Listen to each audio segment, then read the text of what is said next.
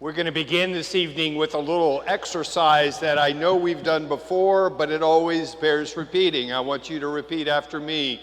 Jesus, I know that you love me. Jesus, I know that you died to save me. Jesus, I know that you are with me now to enlighten me, to strengthen me, and to set me free in a way that I have never been free before. Who knew it was that simple? Reading the headlines, you would never know it was that simple. And it is because the world is under the control of someone who is absolutely doing everything he possibly can to undermine your confidence in those three simple truths. And as I am back in school myself, learning rather kind of self-referentially, learning how to be a better teacher, that's really all that they have to say to me. Start with that. Start with those three basic truths. End with those three basic truths and repeat them often in the meantime. And in fact, it's kind of progressed as we've kind of expanded the scope of what we're studying to first the origin and the history of the creed and why it's important that we are a creedal people, to look at the entire catechism. And they're teaching us how to, at any point in the catechism, your first question should be, how is this tied to those three basic truths? And I think you guys know me well enough that, well, I'm going to go even further. Everything that I contemplate, everything I'm thinking about, well, where's my time and energy and attention and passion going to go today? What's important to me today? What am I going to commit to accomplishing today? And of all of the many alternatives, I ask that question. Well, if I choose to do this, how am I going to emerge as a result more confident that those three things are true? And if I can't answer that question, well, I don't really know how doing this is going to increase my confidence that Jesus loves me, Jesus died to save me, and Jesus is with me now. If I don't see the connection there, well, then the question becomes pretty obvious. Why am I spending time on this? And all of a sudden, when we begin to use that as a lens of clarity, this is the measure of my life. This is the measure of me as a person. This is the measure by which I decide to do things or not do things every day.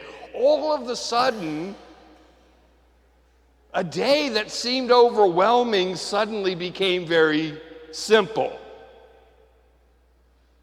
A day that might have seemed like really something that I wanted to avoid becomes something that I want to dive into. And suddenly, all kinds of things that seem to steal away all of my time, energy, attention, and passion and leave me believing the lie, well, I just don't have time for that. Or I just don't have the energy for that. Or I just am not smart enough for that. Or I'm just not good enough. Or I'm just not holy enough for that. All of a sudden, all of those lies begin to be exposed for what they actually are. It is absolutely not true. I think a lot about the day of Pentecost. And when Peter and the other 10 apostles emerge from the upper room and they go out into the street and they start talking, guess what the first three things they said are? Jesus, I know that you love me. Jesus, I know that you died to save me. And Jesus, I know that you're with me now. It's that simple. And we're shocked.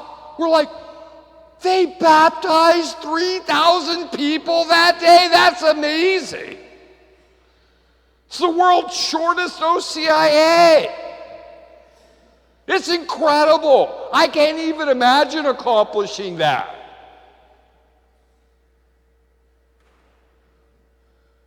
There's your recipe right there.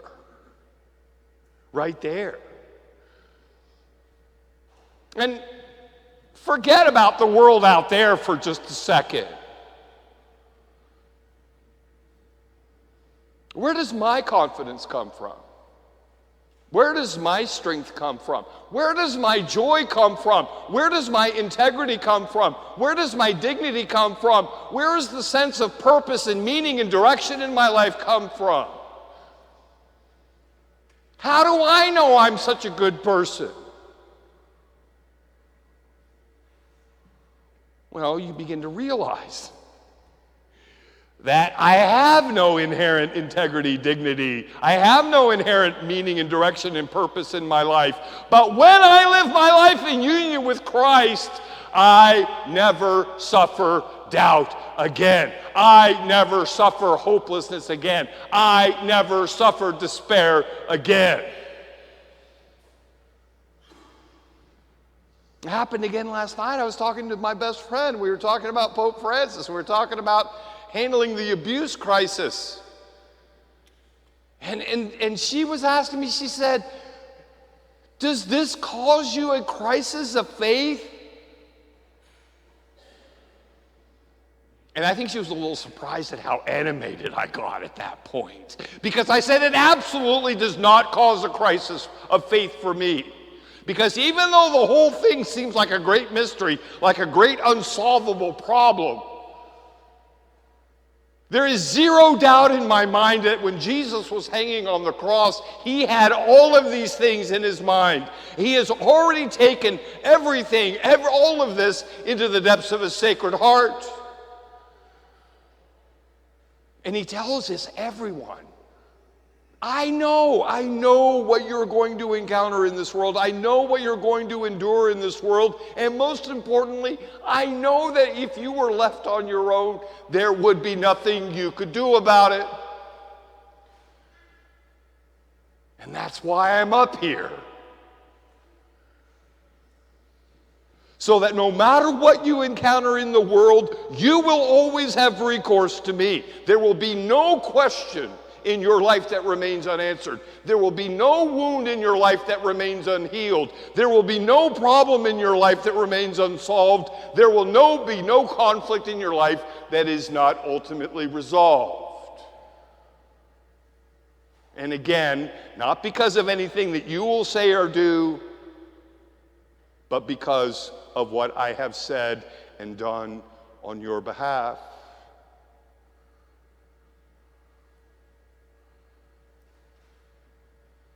And it's not a magic trick.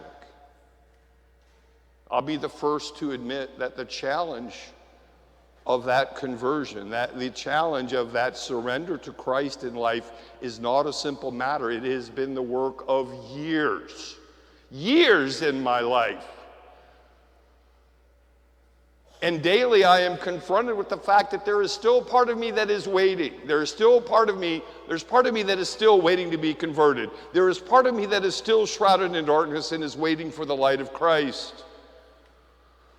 There is still a part of me that is malicious and still waiting for the mercy of Christ. There is a part of me that is still all wrapped up in self-interest and is waiting for the conversion to holiness that Christ alone brings. But I do know that I go to bed every single night. And I say, Lord, thank you for everything that you accomplished for me today. And when I rise tomorrow, let it be with that additional measure of wisdom and knowledge and encouragement and serenity and wholeness and peace that you alone bring to my life. Help me to let go of all of those things that separate me from you. And give me more of the things that draw me closer to you.